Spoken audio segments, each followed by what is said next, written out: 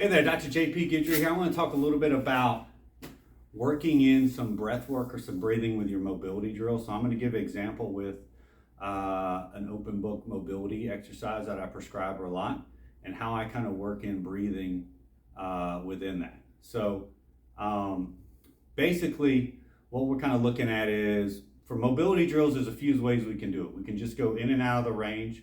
We can do some holds at in range, and if we're gonna hold, we wanna make sure we're breathing with that hold. Or we can kind of add some breathing to break through some tension and plateau. So an example would be is if I'm gonna do a open book exercise, so I'm gonna turn away from you.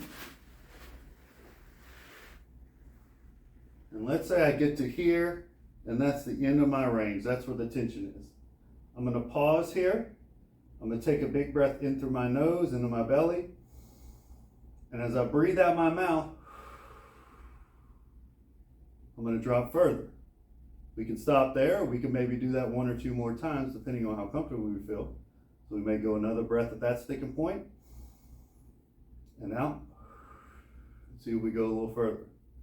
You can work up to 3 to 5 breaths on top of that. So initially, we're going to that first point of tension or that first sticking point, even if there's some pain and discomfort, and we're going to try to breathe through that, pushing further into the motion. So if you find yourself kind of hitting some plateaus or unable to make improvements, that's a good way to start to work through some of those sticking points and some of those plateaus with some breathing. And you can do this with any mobility exercise that you're doing. So give those a try. If you have any questions, reach out to me. John Paul at GuidryPT.com.